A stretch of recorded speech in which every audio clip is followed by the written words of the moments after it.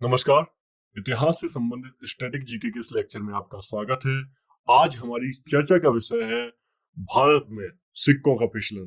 तो आज हम सिक्कों से संबंधित एक महत्वपूर्ण बहुत ही अच्छी टॉपिक पर हम बात करने वाले हैं। आखिर भारत में सिक्के कैसे आए, कौन कौन से सिक्के चले, किस तरीके से चले, इनका शुरुआती नाम क्या था। हम इन सारे विषयों के बारे में बात करेंगे क्योंकि जो सिक्के होते हैं, कॉइन होते हैं, ये हमेशा चर्चा का विषय रहे हैं। आप देखेंगे प्राचीन काल से मनुष्य की जरूरतें रही हैं। जैसे ही मनुष्य ने आदिम युग से यानी आदिम प्रवृत्ति से सामाजिक जीवन की तरफ प्रवेश किया तो उसको आवश्यकता हुई कुछ ऐसी चीज की ताकि वो विनिमय कर सके, वस्तुओं का आदान प्रदान कर सके। तो कई बार तो ये आदान प्रदान शुरुआत में खाद्य के रूप में होता था। आप मुझे ये खाना दे दीजिए, आप ये ले लीजिए और हम दोनों अपनी जरूरतें पूरी कर लेंगे। यही एक कॉन्सेप्ट था जरूरत पूरी करने का। आगे चल के बदलता गया और जो खाद्यान्न की चलती थी, आप देखते हैं आज भी गाँव में इसमें खाद्यान्न के माध्यम से विनिमय होता है।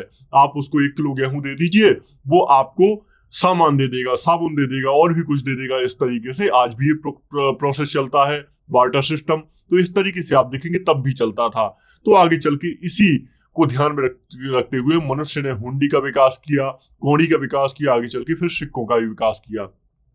आप बोलते हैं फूटी कौड़ी का आपने शब्द सुना होगा, फूटी कौड़ी। तो ये फूटी कौड़ी भी एक समय मुद्रा हुआ करती थी। आपने कौड़ियां भी एक समय मुद्रा हुआ करती थी। तो ये महत्वपूर्ण है।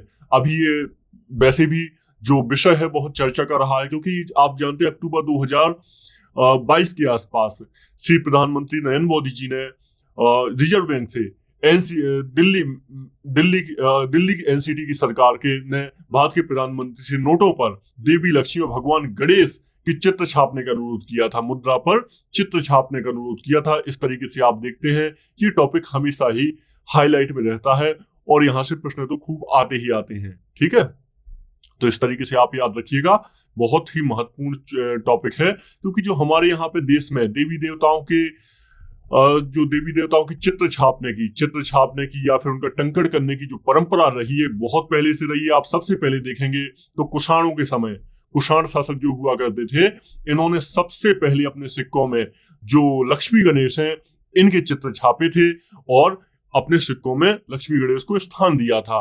तो आप देखेंगे सबसे पहले कुषाणों के समय हमें देखने को मिलते हैं। तो आइए बात कर लेते हैं भारत में सिक्कों के इतिहास पर और थोड़ी सी इसकी चर्चा कर लेते हैं कॉइन्स ऑफ एंशिएंट इंडिया के इस लेक्चर में। तो आइए आज चर्चा करते हैं बहुत ही अच्छे तरीके से। तो देखिए, भारत में सबसे पहले हमारे यहाँ सिक्के बहुत पहले से चलने लगे हैं, 6वीं 7वीं सदी से। लेकिन इसके पहले अगर बात करें कि 6वीं 7वीं सदी से सिक्के आए, 6वीं 7वीं ईसा पूर्व से, सदी याद रखिएगा, गलत बोल दिया था, इसको ईसा पूर्व याद रखिएगा। 6वीं 7वीं ईसा पूर्व से में सिक्कों की महत्ता देखने को मिलती है। और अगर आप और भी पीछे जाए ना तो 2500 ईसा पूर्व के आसपास तो हड़प्पा सभ्यता में आपको मोहर टाइप की चीजें दिखेंगी, मोहर देखेंगी जिसमें आप देखेंगे पशुपति की मोहर है, इसके अलावा कुछ मिट्टी की मोहर, टेराकोटा की मोहर दिखेंगी। तो इस तरीके की यहाँ भी मोहर मिलती है। अब चूंकि ये व्यापार आधारित सभ्यता थी, इसमें व्यापार एक मुख्य पेशा था ना, तो इसलिए ऐसा माना जाता है कि यहाँ पे भी शायद मुद्रा का प्रचलन रहा होगा, या फिर वाटर सिस्टम भी हो सकता है, विनिमय आधारित सिस्टम भी हो सकता है। लेकिन का आयात व्यापार, आयात निर्यात जब विदेशों तक से था तो ऐसे माना जाता है कि जो भी हो ये सभ्यता बहुत ही बड़ी सभ्यता होगी। तो याद रखिएगा 6वीं 7वीं सदी ईसा पूर्व से सबसे पहले हमें सिक्कों की शुरुआत हमें देखने को मिलती है। इसको अगर और भी अच्छे तरीके से कहें तो ऐसे करेंगे, 7वीं सदी ईसा पूर्व से 6वीं सदी ईसा पूर्व में पहली बार हमें सिक्कों के बारे में देखने को मिलता है। आप देखेंगे इस जो ये सिक्के हुआ करते थे इनको पंचमार्क सिक्के कहा जाता था। तो पंचमार्क, इनको आहत सिक्के भी कहा जाता था। इसलिए कहा जाता था इनको आहत क्योंकि इनको आप देखेंगे पीट कर बनाया जाता था किसी चीज से, मतलब धातु से पीट कर बनाया जाता था। तो पंचमार्क सिक्कों को पहला प्रलेखित सिक्का माना जाता है। इसको क्या माना जाता है? प्रलेखित सिक्का, जिसमें कुछ लिखा हुआ था। इसके पहले सिक्के तो बनते थे शायद उनमें कुछ लिखा ही ना हो। इन सिक्कों का निर्माण तकनीक के कारण पंचमार्क सिक्के कहा जाता है। निर्माण तकनीक के कारण पंचमार्क कहा जाता है। ये अधिकतर जो सिक्के हैं चांदी के हैं, जो पंचमार्क सिक्के हैं, और इन पर कई प्रतीक बने हैं। इनमें से प्रत्येक को एक अलग पंच द्वारा बनाया गया है। पंच यानी याद रखिएगा, पंच का मतलब होता है ठप्पा। तो ठप्पे के द्वारा बनाया गया है। कभी आपको ये सिक्के दिख रहे हो ना, तो आप दिल्ली में नेशनल म्यूजियम है, राष्ट्रीय संग्रहालय, तो आप जाइए दिल्ली के नेशनल म्यूजियम में, आपको ये सारे सिक्के दिखाई देंगे। यहाँ पे इनको संरक्षित किया गया है, जो हमारे भारत देश में विभिन्न स्थानों से पाए गए हैं। ठीक है, तो याद रखिएगा इसको। तो ये जो पंचमार्क सिक्के हुआ करते थे, ये 2 अवधियों में उनको वर्गीकृत किया गया है। जो पहली अवधि है जनपदों छोटे स्थानीय राज्यों को दिया जाता है। तो जनपद जो हुआ करते थे, छोटे राज्य हुआ करते थे, इस समय के सिक्के हैं। दूसरी अवधि है जो ये क्या है, ये शाही मौर्य काल को इसका श्रेय जाता है। तो मौर्य काल में ये सिक्के ढले और बने। ठीक है, तो इस तरीके से आप देखेंगे इसमें पाए जाने वाले रूपांकन ज्यादातर प्रकृति जैसे सूर्य, जानवरों के रूपांकन, पेड़ों, पहाड़ियों आदियों के रूपांकन पाए जाते हैं, जो ये शुरुआती सिक्के हैं, आहत सिक्के जो है। ठीक है, तो ये आप याद रखिएगा। पंचमार्क सिक्कों को ऐसे भी आप याद रख लीजिए, जैसे ये एक मुद्रा है, तो इसमें क्या कि एक ठप्पा लगा दिया और इस ठप्पे से ऐसी कोई भी आकृति बन गई, तो ये क्या हो गया, पंचमार्क हो गया। राजवंशीय सिक्के, ये सिक्के सबसे प्राचीन हिंद यूनानी, शक, पहलव और कुषाणों से संबंधित हैं। आप जानते हैं कुषाण काल में भारत में सबसे मतलब बहुत अधिक स्वर्ण मुद्रा की आपूर्ति होती थी। इसके अलावा स्वर्ण के सिक्के चलाए गए हैं। तो ये सिक्के आमतौर पर दूसरी शताब्दी ईसा पूर्व से दूसरी शताब्दी ईसवी के बीच प्रचलन में थे। दूसरी शताब्दी ईसा पूर्व से दूसरी शताब्दी ईसवी तक के बीच में ये सिक्के चलाए गए थे, प्रचलन में थे। राजवंशीय सिक्के, इनमें आप देखेंगे हिंद यमन के सिक्के देखेंगे, तो आप हिंद यमन के चांदी के सिक्के हेलेनिस्टिक परंपरा की विशेषता है। हेलेनिस्टिक परंपरा क्या होती है, एक सवाल खड़ा होता है। तो आप जानते हैं सिकंदर भारत में आक्रमण करने आया था, तो उसके साथ जब सिकंदर भारत में आक्रमण करने आया खैबर दर्रे से, तो ऐसे में जब वो भारत आया तो सिर्फ सिकंदर बस भारत नहीं आया, वहां की परंपराएं भारत आई, ज्योतिष भारत आया, इसमें कलाएं यहाँ पे भारत आई, यूरोप की जो कलाएं प्रचलित थी। तो इस तरीके से देखेंगे सभ्यता के बहुत सारे गुण आए भारत में।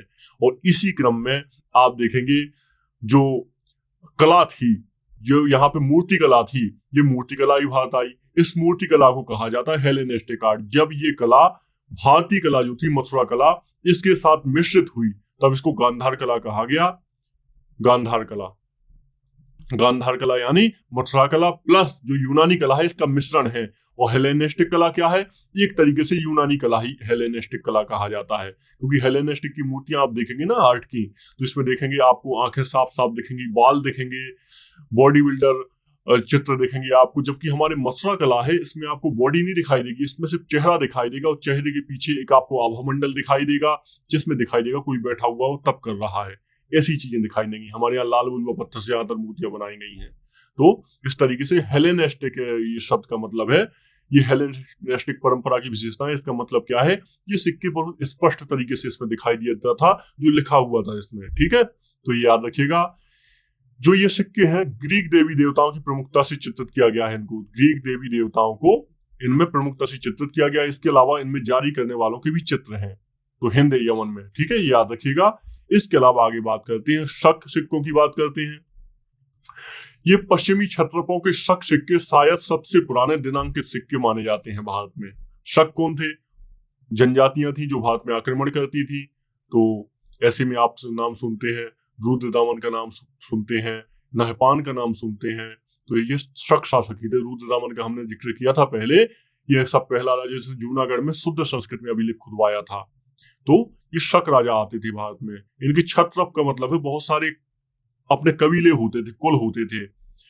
तो ये दिनांक के सिक्के इनके पाए जाते हैं जो 78 ईस्वी से शुरू होते हैं, 78 ईसा से। ठीक है, 78 ईस्वी से इनके सिक्के शुरू होते हैं। शक युग से भारतीय गणराज्य का इसमें अधिकाधिक कैलेंडर भी प्रेरित है। आप जानते हैं हमारे यहाँ पे जो 78 ईस्वी है, इसमें शक जो आपकी वो होती है, जो हमारे यहाँ एक संवत ली जाती है। ठीक है, ग्रेगोरियन कैलेंडर से, तो उससे संबंधित है। कुषाण शक संवत इसको बोला जाता है, कुषाण।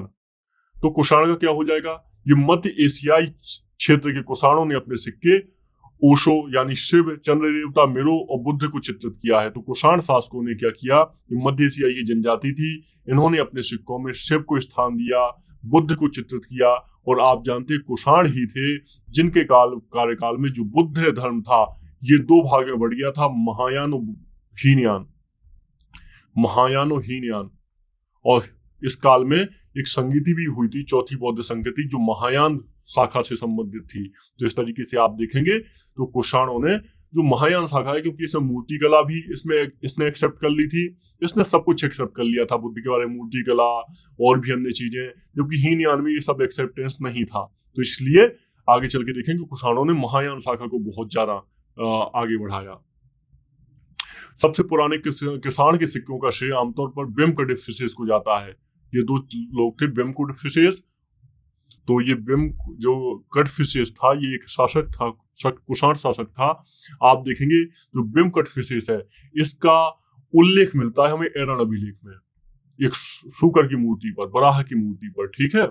तो कुषाण जो शासक थे, कुषाण सिक्कों में आमतौर पर ग्रीक, मेसोपोटामिया, जोरोस्ट्रियन, भारतीय पौराणिक कथाओं से लिए गए प्रतीकात्मक रूपों को दर्शाया गया है।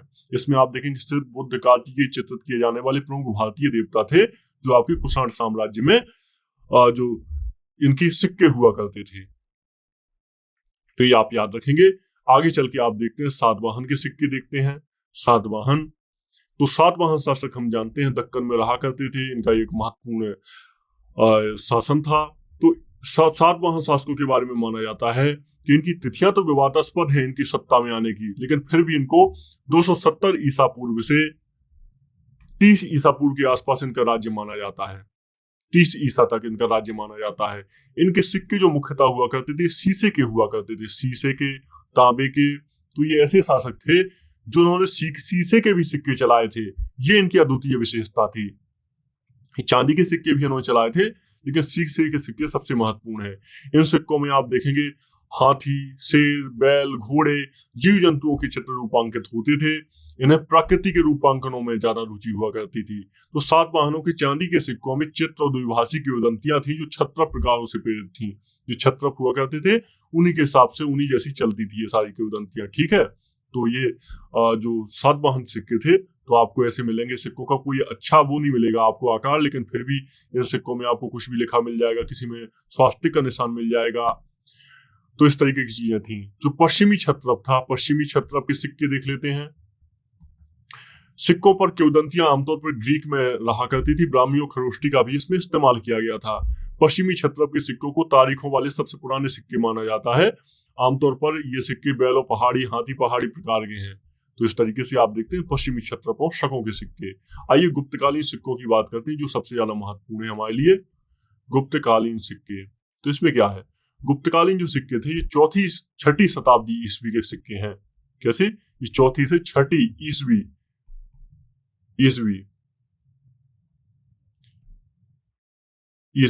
इससे संबंधित है। ये आपके जो गुप्तकालीन सिक्के हैं, कुषाणों की परंपरा का इनमें पालन किया जाता है और राजा का अग्रभाग और एक और देवता को पीछे की ओर दर्शाया जाता है। देवता भारतीय थे और किंवदंतियां ब्राह्मी में लिखी हुई हैं इनमें गुप्तकालीन सिक्कों में।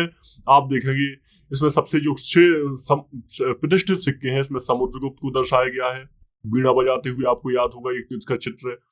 चंद्रगुप्त द्वितीय, कुमारगुप्त को भी दिया जाता है, इनका श्रेय दिया जाता है गुप्तकालीन सिक्कों का। तथा सिक्के अक्सर राजवंशी उत्तराधिकार, महत्वपूर्ण सामाजिक राजनीतिक घटनाओं जैसे विवाह, गठबंधन, घोड़े की बलि, शाही सदस्यों की कलात्मक और व्यक्तिगत उपलब्धियों जैसे गीतकार, धनुधर, सिंह आदि को दर्शाती हैं ये सिक्के। तो इस तरीके से आप देखेंगे गुप्तकालीन सिक्के महत्वपूर्ण है। इसमें चंद्रगुप्त द्वितीय का आपको याद था कि यहाँ से चांदी के सिक्के चलाए थे, हमने बात की थी जब इसने शकों को हराया था। सब समुद्रगुप्त का वीणा बजाते हुए चित्र। तो इस तरीके से आकृतियां इसमें बनाई जाने लगी थी। इसके अलावा आप जानते हैं जो गुप्तकालीन सिक्के हैं ये गरुड़ प्रकार के सिक्के हैं। तो गरुड़ का राज चिन्ह हुआ करता था, तो ये गरुड़ की आकृति ही सिक्कों में छपवाया करते थे, खुदवाया करते थे। तो इस तरीके से आप देखते हैं कि ये बहुत ही महत्वपूर्ण है, ठीक है, याद रखिएगा। आइए दक्षिण भारत के सिक्के देख लेते हैं। दक्षिण भारत के हमने मयूर कौन की बात की थी, इसको पड़ कहा जाता था, कासारपण भी कहा जाता था, इनको पड़ भी कहा जाता था, ये मौर्यन चित्रों को, ठीक है, मौर्यन सिक्कों को। तो दक्षिण भारत के जो सिक्के थे इनकी बात कर लेते हैं हम थोड़ा सा। दक्षिण भारत के सिक्के, तो इसमें आप देखेंगे जो चेर शासक हुआ करते थे, चेर कहाँ हुआ करते थे, केरल के आसपास चेर शासक हुआ करते थे। तो इन्होंने सिक्के चलाए यहाँ पे। चोल शासकों के सिक्के ये महत्वपूर्ण थे यहाँ पे। उडुप्पी के आलूपस शासकों के यहाँ पे सिक्के भी मिले हैं, हमें प्राप्त हुए हैं। तो इस तरीके से दक्षिण भारत में हमें ये सिक्के प्राप्त हुए। इनमें ये सिक्के भी सामान्य है। इसमें आप देखेंगे इसमें जो देवता हैं इनकी मूर्तियां प्राप्त होंगी, देवताओं के जो चित्र हैं ये यहाँ पे बनाए गए हैं। इसके अलावा कुछ जंतुओं के चित्र भी आपको इसमें देखने को मिलेंगे जो दक्षिण भारत के सिक्के हैं। ठीक है, तो ये आप याद रखिएगा। चलिए, इसके अलावा ये याद रखिएगा जो चोल शासक थे इन्होंने बहुत अच्छे स्वर्ण के सिक्के चलाए। उडुप्पी के इन शासकों ने भी स्वर्ण के सिक्के चलाए। जबकि आपके चेर शासकों के सिक्के देखेंगे तो आपको तांबे चांदी के ये सबके मिलेंगे, हालांकि कुछ स्वर्ण की भी है इनमें। ठीक है, तो इस तरीके से आप याद रखिएगा, बहुत ज्यादा महत्वपूर्ण है। कुछ विदेशी सिक्कों की बात कर लेते हैं हम। तो विदेशी सिक्कों में आप जानते हैं हमने इंडो ग्रीक की बात की थी। इसमें हमने 4th सेंचुरी BC में किस तरीके से इंडो ग्रीक भारत में आए, इसके बाद इन्होंने जो सिक्के थे इसमें इंस्क्रिप्शन खुदवाए इसके माध्यम से, और इन्होंने अपने साम्राज्य को मजबूत बनाया। हमने इन सब चीजों के बारे में देखा है। ठीक है, तो ये मोहरें और जो सिक्के हुआ करते थे बहुत ही महत्वपूर्ण चीज हुआ करते थे, और लगातार इनका आज भी हमें इनको साहित्यिक साक्ष्य के रूप में हम इसलिए काउंट करते हैं सिक्कों को, क्योंकि हमें इनसे बहुत कुछ पता चलता है। साहित्यिक साक्ष्य, ठीक है, सिक्कों से हमें बहुत कुछ पता चलता है। आज भी ये सिक्के पाए जाते हैं तो इनसे हमें नई चीजें पता चलती हैं, इतिहास की नई गुत्थियां खुलती हैं, क्योंकि इतिहास में अभी भी ऐसा बहुत कुछ है जो हम अभी भी नहीं जानते हैं। तो इस तरीके से आप याद रखिएगा। तो हमने अभी चर्चा की है भारत के प्राचीन सिक्के पंचमार्क सिक्के या आहत सिक्के कहलाते थे, हमने इसके बारे में चर्चा की। इन सिक्कों को कांसार्पण कहा गया है। क्या कहा गया है? कांसार्पण कहा गया है इन सिक्कों को। इसके अतिरिक्त आरंभिक सिक्कों में कुछ प्रतीक मिलते थे, बाद के सिक्कों पर राजाओं देवताओं के नाम और तिथियां उल्लिखित मिलती हैं। सोने के लिखित सिक्के सर्वप्रथम कुषाण राजाओं ने चलाए थे। ठीक है, ये याद रखिएगा, सोने के सिक्के सबसे पहले लिखित सिक्के की बात कर रहा हूं। लिखित सिक्के कुषाण राजाओं ने चलाए थे, लेकिन आगे चल के आप देखेंगे गुप्त शासकों ने सबसे अधिक सोने के सिक्के चलाए, सबसे अधिक सोने के सिक्के जारी किए। तो गुप्तों को सबसे ज्यादा श्रेय जाता है। समुद्रगुप्त को एक सिक्के पर बीड़ा बजाते दिखाया गया है, ये सोने का ही सिक्का है, हम जानते हैं। सातवाहन शासकों ने शीशे के सिक्के चलाए, हमने ये भी जारी किया। शीशे यानी लेड की बात कर रहा हूं, लेड। ये दक्कन के आसपास ये धातु प्राप्त होती है हमें। ठीक है, गुप्त काल में स्वर्ण सिक्कों को दीनार एवं चांदी के सिक्कों को रूपक कहते थे। गुप्त काल में स्वर्ण के सिक्कों को दीनार कहा जाता था और चांदी के सिक्कों को रूपक कहा जाता था। जबकि मौर्य काल में जो चांदी के सिक्के हुआ करते थे इनको पर्ण कहा जाता था। क्या कहा जाता था? पर्ण कहा जाता था। इस तरीके से ये आपके लिए लेक्चर बहुत ज्यादा महत्वपूर्ण था और ये आपको बहुत कुछ सीखने के लिए प्रेरित करने वाला लेक्चर था। ठीक है, तो ये आप सब चीजें याद रखिएगा। ठीक है, तो कुछ और बात कर लेते हैं। कुषाण को इनकी हम बात कर चुके हैं, इसमें हम ये भी देख चुके हैं आहत सिक्कों के बारे में हमने बात की थी। तो याद रखिए, जो आहत सिक्के होते थे, जो आहत सिक्के होते थे, तो ऐसा माना जाता है सिक्कों पर कलात्मक प्रतीक चिन्ह का आरंभ आहत सिक्कों से ही हुआ है। आहत सिक्कों की यानी ठप्पा लगाकर। तो इस तरीके से आहत सिक्कों को सबसे महत्वपूर्ण माना जाता है। ठीक है, और इसके बारे में एक जानकारी हमें मिलती है। पाली साहित्य के अनुसार सिक्कों की हमें शुरुआत के बारे में जानकारी मिलती है। पाली साहित्य के अनुसार 6ठी शताब्दी में बिंबिसार की राजधानी राजगृह में 20 मासे की तौल का उल्लेख कांसार्पण करते, जिसे विंशतिक कांसार्पण कहते हैं, इसका हमें उल्लेख प्राप्त होता है 20 मासे की तौल। तो इस तरीके से आप देखेंगे हमको हर्यक वंश के साथ ही इसके बारे में, सिक्कों के बारे में जानकारी मिलने लगती है। इसके बाद हमें आगे और जानकारी मिलती है जिसमें हमें अजातशत्रु से लेकर मौर्य वंश के समय तक, 2री सदी तक जानकारी मिलती है, जिसमें हमें सिक्के के भार के बारे में भी पता चलता है। ठीक है, तो याद रखिएगा। तो क्योंकि मौर्य साम्राज्य के बाद आप देखेंगे तो 2 बड़ी राजनीतिक शक्तियां आती हैं, जिसमें दक्षिणापथ में सातवाहन देखते हैं आप, उत्तरापथ में आप देखते हैं कुषाण। तो इनका शासन होता है और इन्होंने बहुत अच्छे सिक्के चलाए और इन्होंने जो सोने की धातु का प्रयोग भी शुरू किया, जो कुषाण हुआ करते थे, तो इसलिए बहुत ज्यादा महत्वपूर्ण रहे। ठीक है, तो ये आप याद रखिएगा। सातवाहन नरेशों के सिक्के में आंध्र प्रदेश में, केवल आंध्र प्रदेश में यह मिले हुए हैं। ठीक है, तो इस तरीके से याद रखिएगा। और क्योंकि सिक्कों में अधिकांश में लिपि का भी प्रयोग हुआ है, इनके सिक्के पत्थर, तांबा, सोने के माध्यम से तैयार किए जाते थे। शिवश्री और चंद्रश्री जैसे इन्होंने अंतिम सातवाहन नरेशों के सिक्के केवल आंध्र प्रदेश में यहाँ मिलते हैं। ठीक है, ये आप चीजें याद रखिएगा। शुंग साम्राज्य ने भी अच्छे सिक्के चलाए, हालांकि इनका साम्राज्य स्थायी न रह सका, लेकिन फिर भी इन्होंने कोशिश की। इन्होंने भी जो इसकी व्यवस्था थी चित्रकला की, इस सिक्कों की, इसको शुरुआत करने का इन्होंने भी कोशिश की कि बेहतर हो सके। तो प्राचीन भारतीय मुद्रा प्रणाली के अंतर्गत आवश्यक परंपरा सी बन गई थी। विजयी शासक अपने द्वारा विजित जो क्षेत्र हुआ करते थे, इनमें सिक्कों के लिए जिस धातु का प्रयोग करते थे, वहां के निवासी उस धातु से भली भांति परिचित होते थे। इस तरीके से आप देखेंगे, जो आप देखते हैं किसी प्रकार की प्रशस्ति होती है, तो सिक्के भी एक माध्यम बन गए थे प्रशस्ति का। इस तरीके से सिक्कों में भी प्रशस्तियां छपने लगी थी। ठीक है, तो ये सब आप याद रखेंगे जो हमने अभी आज की बात की। तो इसका महत्व क्या है? तो पुरातात्विक विषय वस्तुओं में इतिहास लिखने में पर्याप्त सहायता मिलती है इनसे, सिक्कों से हमें। तो सबसे बड़ी बात तो इतिहास समझने में हमें सहायता मिलती है।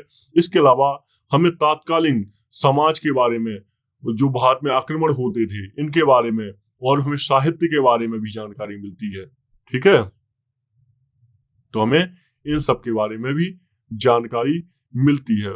उदाहरण के स्वरूप यूनानी राजाओं के बारे में हमें जानकारी मिलती है कुछ सिक्कों से, जिसमें से हमें मिलिंद नामक एक विदेशी शासक की भी जानकारी सिक्कों से ही मिलती है। आगे चल के आप देखते हैं नागसेन का उल्लेख हमने किया था, मिलिंद पन्हो का उल्लेख हमने किया था। ठीक है, इसको आप याद रखिएगा। जो भी हम शक शासकों के बारे में जानते हैं, इतिहास प्राप्त हुआ है हमको, इसका मुख्य आधार ही सिक्के हैं।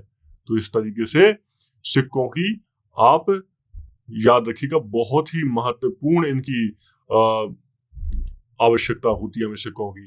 तो इस तरीके से अगर हम कुल मिला के कहें, तो सिंधु घाटी सभ्यता से लेकर सिक्कों के क्रमिक विकास के विभिन्न उतार चढ़ाव तथा उन पर विभिन्न प्रकार के चिन्हों से कला के विस्तृत और प्रचलित हुए स्वरूपों का हमने भली भांति अध्ययन किया, हमने देखा इनको।